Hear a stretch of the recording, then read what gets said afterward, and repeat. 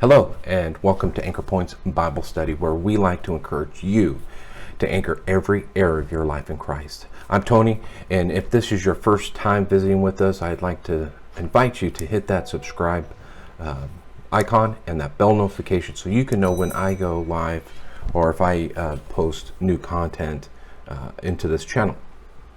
Currently, we're in a series called Our Walk, and in the series we're looking about how God wants us to present ourselves as Christians. There are so many different areas that God wants us to be able to be encouraged with and to move forward with, and we need to learn how to conduct business as Christians. What are we supposed to do each day? What are the principles of God's Word that we need to apply to our lives? In this channel, my job, my desire is to whet the appetite, right? Get you to listen to some of the verses that I've studied, and so that you can go back and further study it.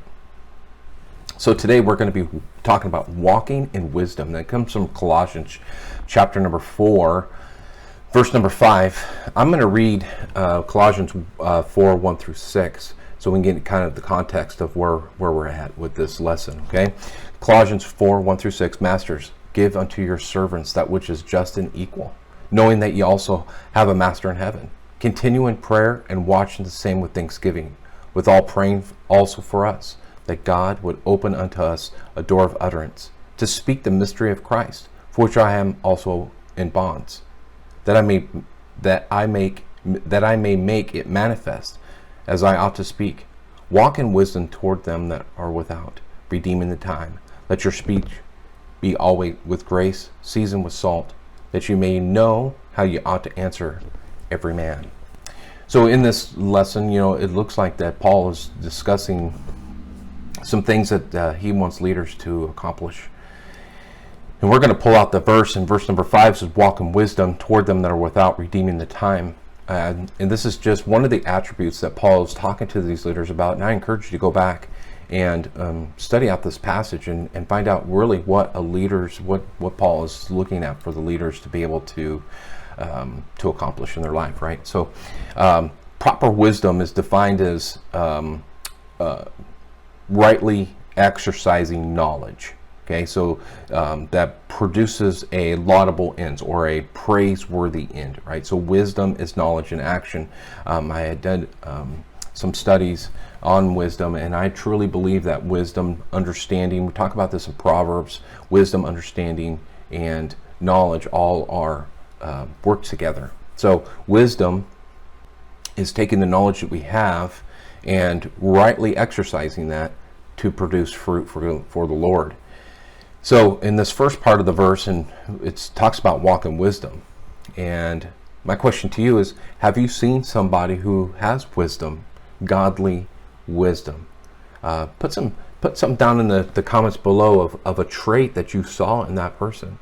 I'd like to see and share some things that we might be able to see and pinpoint some things in wisdom and godly wisdom from people. Okay, so when I was doing this study, I wanted to look at the study, and I wanted to also consider, what does God say about wisdom?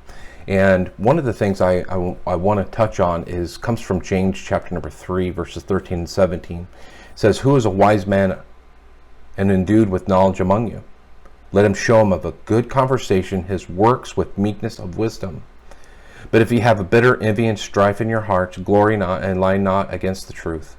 This wisdom descendeth not from above, but is earthly, sensual, devilish. For the envying and strife there is confusion and every evil work. But wisdom that is from above is first pure, then peaceable, gentle, and easily be entreated, full of mercy, good fruits, without partiality, without hypocrisy.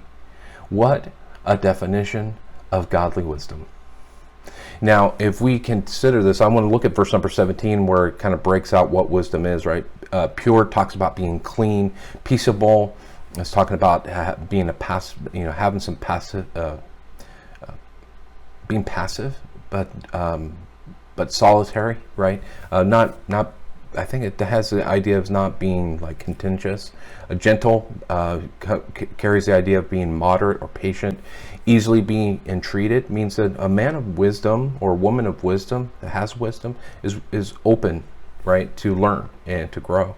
Full of mercy and good fruit, right? Mercy is compassion, where fruit is attributed to the work of God. And without partiality, right? We're not playing favorites, and without hypocrisy, right? We are who we are, and we don't have to play games, and we don't have to, make ourselves something that we're not in these things, right? So God has showed us that. Here I look at it as defined as what biblical wisdom is in our life.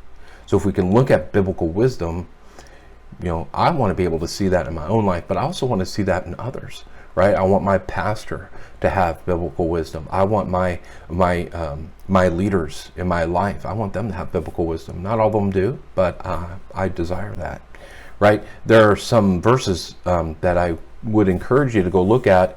Proverbs 4:5 and 7, Proverbs 12:18, Proverbs 15:2.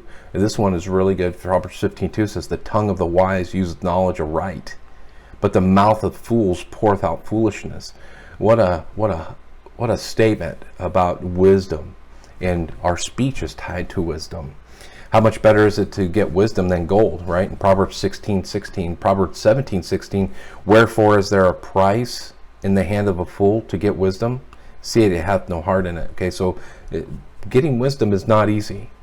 And if we're willing to look at it, right, we're going to gain knowledge. We're going to read our Bibles and pray and really get into God's Word and know what God's Word is. God is going to show us how we need to live our lives.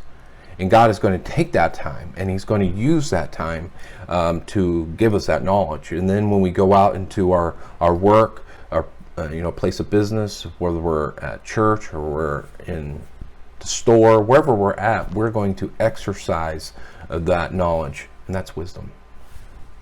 The Bible also talks about two types of wisdom, right? You have worldly or man's wisdom, and then you have heavenly or God's wisdom. That's found in 1 Corinthians 2:5-8. So those are two different wisdoms that we're dealing with here. Now, I'm under the belief that everybody can provide information, but if that information is not given to us from a godly perspective, we need to be very cautious of that information. If somebody's going to give you some advice or something that's contrary to God's Word, that's not being wise. Being wise is taking God's Word, infallible Word of God, that He knows the truth. God has it, and we need to abide by that. So I don't think this whole thing is complete if we don't finish out the statement that's made in verse number 5. While we need to walk in wisdom, and we need to know what wisdom is, so I know how to walk in it. But I think the second part of the statement is very important to walking in wisdom, and that is toward them that are without. That second part of Colossians 4:5 is walking in wisdom toward them that are without. And I toiled with this a little bit during the week as I tried to study out and really trying to understand exactly what it means to walk toward them that are walk in wisdom toward them that are without. What does that mean? And doing some study and doing some things, who are these that are without, or how can I conduct this walk? And it really boils down to those that are not of the household of faith. Right? Non-Christians, people who are not living for the Lord. I need to walk in wisdom toward them that are without. I need to take the Word of God lovingly, being a compassionate, loving person, gentle, moderate, patient, kind, all these elements that we found in James chapter number 3, what wisdom is, godly wisdom toward them that are without the Lord, without living in God, right? There was a commentary that I found, and I really like this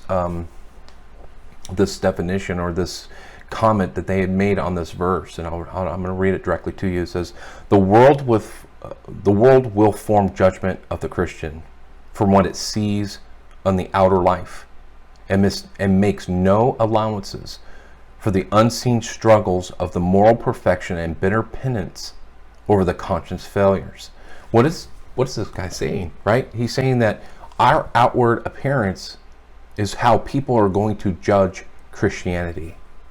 How are we presenting ourselves as Christians to other people is vital, right? I know I've made some huge mistakes, but my prayer, I don't pray it all the time, but sometimes I pray, Lord, help my mistakes not dismiss you. I don't want people to go away from you because of me.